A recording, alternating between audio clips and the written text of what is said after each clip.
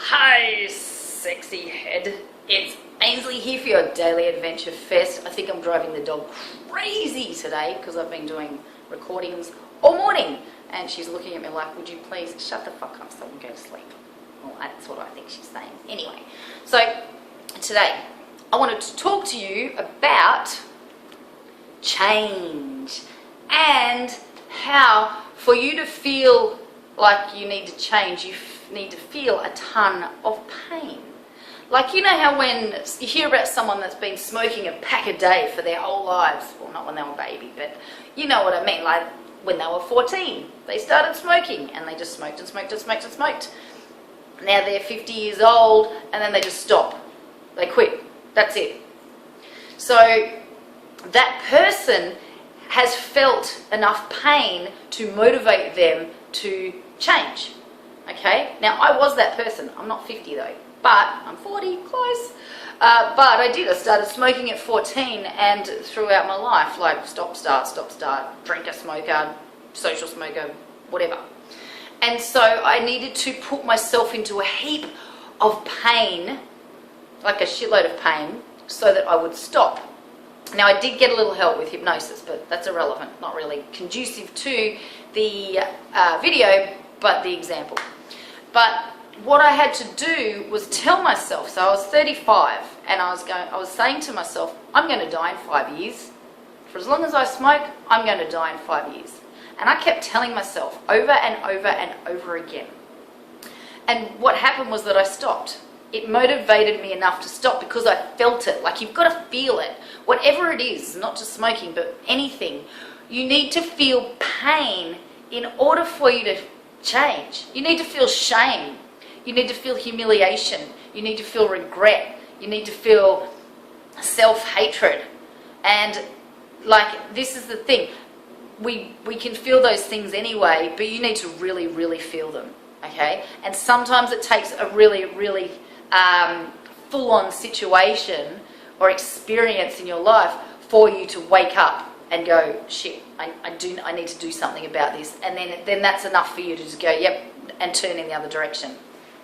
So any kind of change that you want, you need to sit down and get into the pain of the results that you're not getting from doing it, but then also look at the pain that you're experiencing as a consequence or an effect of what you're causing, because everything's cause and effect. So whatever you cause, you create an effect from, whether that's positive or negative, and even that's subjective.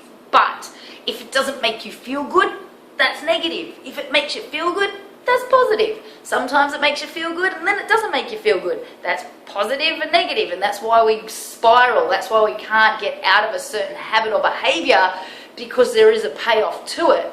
And so if you keep getting the payoff, then of course you're not going to change. So that's why your pain has to override your payoff.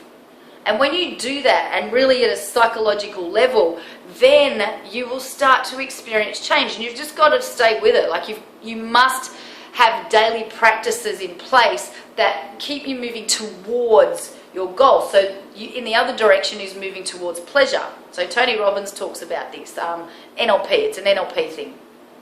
I'm sure it's a psychology thing too. But it's moving towards the right direction that you want to go and keeping focused on that. Because while you keep watching and looking and sitting in the pain and wallowing in it, it's not motivating you. Now, I know that sounds a little bit counterintuitive to what I just said before. You need to sit in that pain, but it needs to be your reason to stop, not your reason to just keep sitting there. And the more life and attention you give it, all the pain and all the focus and all the drama and all the energy and all, like, talking about it constantly and thinking about it constantly, will always keep you stuck here. Okay? And so that's why clarity around the life that you want is super important. Like, knowing what you want in your life, you need to have that. Because so many people are walking around their whole lives sitting in this bloody pain because they've got no direction. I went to a Tony Robbins seminar. Now I'm starting to sound like him. Nothing wrong with that, but I'm me. And he said that the reason most people get depressed is because they've got no compelling goals. They've got nothing to look forward to. They're just coasting along through life. And so if this is happening with you, then you're going to stay in pain. It's just going to be this constant uphill shit fight battle. That's a funny vision. So what I want you to do is write down all of the things you want, like brainstorm. Go crazy. Like, I'm not talking little, I want to have a house and I want to live in a suburbia. No, like, go big, go large, go crazy. And when you have that, guess what? You feel excited. You start to feel pleasure. You feel good. And you'll over time start to see the distinction between the two, and you'll want to spend less time here. So to start seeing that pleasure come up in your life, head on over to ainsleym.com and join the Escape Army Facebook group. So when you get over there, there'll be a big yellow band at the top. All you need to do is click on that and it will take you straight to the group. What's in there? What's of value to you? What do you get out of it? Well, it's a community of like-minded people who love to travel, are adventurous, free spirits that do not like mediocrity.